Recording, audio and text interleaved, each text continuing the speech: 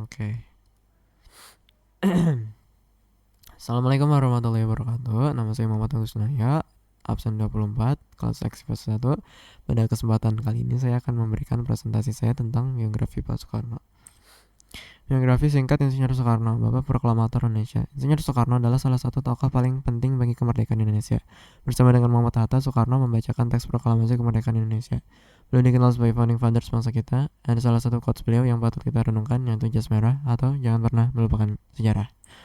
Biodata Pak Soekarno. Nama Soekarno, nama sapaan Bung Karno atau Pak Karno, agama Islam, tempat tanggal lahir Surabaya 6 Juni 1901, ayah Raden Sukemi Sosrodiharjo, ibu Ida Yunyaman Rai, gelar pahlawan nasional, istrinya ada Fatmawati, Artini Haryanti, Heldi Jafar, Gat Garnasi, Kartini Manopo, Otari, Ratnasari Dewi, Yuri Kesanggar, anak akademik Megawati Soekarno Putri, Muhammad Guru Irianto, Soekarno Putra, Rahmawati Soekarno Putri, Sukmawati Soekarno Putri, Taufan Soekarno Putra, Bayu Soekarno Putra, Totok Suryawan, Kartika Sari Dewi Soekarno, Ayu Gembirowati, Rukmini Soekarno, Guntur Soekarno Putra.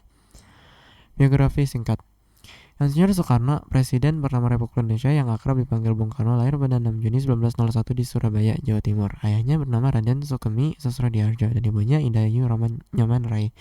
Semasa hidupnya, ia memiliki 9 istri dan dikaruniai 11 anak. Ketika dilahirkan, Insinyur Soekarno diberi nama Kusno Sosrodiharjo oleh orang tuanya. Tapi sebab ia sering sakit, maka saat berumur 5 tahun, namanya diubah menjadi Soekarno oleh ayahnya. Nama tersebut diambil dari seorang panglima perang dalam kisah Baratayuda, yakni Karna. Nama Karna sendiri berubah menjadi Karno karena dalam bahasa Jawa pengucapan huruf A adalah O, sedangkan awalan su mempunyai arti baik. Suatu saat hari ketika menjadi Presiden Republik Indonesia, ejaan nama Soekarno diganti oleh dirinya sendiri menjadi Soekarno, sebab menurut founding fathers bangsa ini nama Soekarno memakai ejaan Belanda. Namun, ia tetap menggunakan nama Soekarno dalam tanda tangannya, karena tanda tangan tersebut ialah tanda tangan yang tercantum dalam teks proklamasi kemerdekaan Indonesia yang tidak boleh diubah. Masa kecil dan pendidikan Insinyur Soekarno. Masa kecil Soekarno hanya beberapa tahun hidup bersama orang tuanya di Blitar. Ia juga sempat tinggal beberapa saat dengan kakeknya, Raden Harjokromo di Tulang Agung, sebelum pindah bersama orang tuanya di Mojokerto. Di Mojokerto, ayahnya menyekolahkan Soekarno kecil di RC Inland School, namun pada 1911 Soekarno dipindahkan ke Europese Lagere School (ELS). Untuk mempermudah, ia diterima di Hogere Burger School (HBS) Surabaya. Setelah lulus dari ELS pada tahun 1915, Soekarno Muda melanjutkan pendidikannya di HBS Surabaya. Di sinilah ia mulai berinteraksi dengan Haji Umar Said Djokro Aminoto, politisi kawakan pendiri Syarikat Islam. Ketika belajar di HBS, Insinyur Soekarno menggembleng jiwa nasionalismenya. Ia aktif di organisasi Pemuda Trikoro Dharma yang merupakan bentukan daripada organisasi Budi Utomo yang fenomenal. Dan seiring berjalannya waktu, Insinyur Soekarno mengubah nama organisasi ini menjadi Jong Java, Pemuda Java pada tahun 1918. Kiprah Insinyur Soekarno untuk bangsa. Setelah lulus dari HBS tahun 1920, ia pindah ke Bandung untuk melanjutkan belajarnya di Technische Hogeschool atau THS yang sekarang menjadi ITB.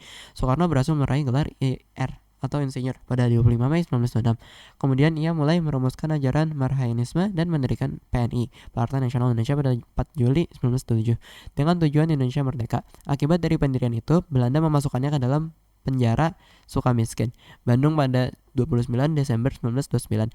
Dari dalam penjara inilah Insinyur Soekarno membuat pledoi yang tersohor, Indonesia menggugat. Ia memaparkan kebejatan Belanda, bangsa yang mengaku lebih maju itu. Pembelaannya itu membuat Belanda semakin marah, sehingga pada bulan Juli 1930 PNI pun dibubarkan. Setelah bebas pada tahun 1931, Soekarno bergabung dengan Partindo, Partai Indonesia, dan sekaligus menjadi pemimpinnya. Akibatnya ia kembali ditangkap oleh Belanda dan dibuang ke ND Flores pada tahun 1933. 4 tahun kemudian diasingkan ke Bengkulu. Insinyur Soekarno benar-benar bebas setelah masa kependudukan Jepang pada tahun 1942. Di awal kependudukannya, Jepang tidak terlalu memberikan perhatian pada tokoh-tokoh pergerakan Indonesia. Sampai akhirnya sekitar tahun 1943, Jepang baru menyadari betapa pentingnya para tokoh ini. Jepang mulai memanfaatkannya, dan salah satu tokoh yang bisa menarik perhatian penduduk Indonesia terhadap propaganda Jepang ialah Insinyur Soekarno. Akhirnya tokoh-tokoh nasional ini mulai bekerja sama dengan pemerintah Jepang dapat mencapai kemerdekaan Indonesia. Walaupun ada pula yang tetap melakukan gerakan perlawanan seperti Sultan Syahrir dan Amir Syarifuddin karena menganggap Jepang merupakan fasis yang berbahaya. Insinyur Soekarno sendiri mulai aktif mempersiapkan kemerdekaan Indonesia, diantaranya adalah merumuskan Pancasila UUD 1945 dan dasar-dasar pemerintah Indonesia, termasuk merumuskan naskah proklamasi kemerdekaan. Setelah melewati perjuangan yang cukup panjang, pada tahun 17 Agustus 1945, Insinyur Soekarno dan Dr. S. Muhammad Hatta memproklamasikan kemerdekaan Indonesia. Dalam sidang PPKI tanggal 18 Agustus 1945, Insinyur Soekarno dipilih secara aklamasi sebagai Presiden Republik Indonesia yang pertama. Kemerdekaan yang telah dicapai ini tidak langsung bisa dinikmati, sebab di tahun-tahun berikutnya masih ada tindakan sekutu yang secara terang-terangan tidak mengakui kemerdekaan Indonesia dan bahkan berusaha untuk kembali merebut kekuasaan di Indonesia. Insinyur Soekarno ialah sosok pemimpin yang fenomenal. Ia bisa menghimpun bangsa-bangsa di Asia, Afrika, dan Amerika Latin dengan konferensi Asia Afrika di Bandung pada tahun 1955 yang kemudian berkembang menjadi gerakan non-blok. Pemberontakan G30 SPKI pada tahun 1965 melahirkan krisis politik hebat yang menyebabkan penolakan MPR atas pertanggungjawabannya. Sebaliknya, MPR mengangkat Soeharto menjadi presiden. Akhir hayat Insinyur Soekarno. Pada hari Minggu 21 Juni 1970, Insinyur Soekarno meninggal dunia di RSPAD, Rumah Sakit Pusat Angkatan Darat Gatot Subroto, Jakarta. Ia disemayamkan di Wisma Yasa, Jakarta, dan kemudian dikebumikan di Blitar, Jawa Timur, di dekat makam ibunya, Ida Yu Nyaman Rai. Insinyur Soekarno ialah sosok pahlawan yang sejati. Ia tidak hanya diakui berjasa bagi bangsanya sendiri, namun juga memberikan pengabdiannya untuk kedamaian di dunia. Semua sepakat bahwa Insinyur Soekarno merupakan seorang manusia yang tidak biasa, yang belum tentu dilahirkan kembali dalam kurun waktu 1 abad. Insinyur Soekarno adalah bapak bangsa yang tidak akan dilupakan jasanya, dan pemerintah memberi anugerah kepadanya sebagai pahlawan proklamasi. Ya, ini adalah salah satu dari quotes beliau, bangsa yang besar adalah bangsa yang menghormati jasa pahlawannya. Ya, sekian presentasi dari saya. Assalamualaikum warahmatullahi wabarakatuh.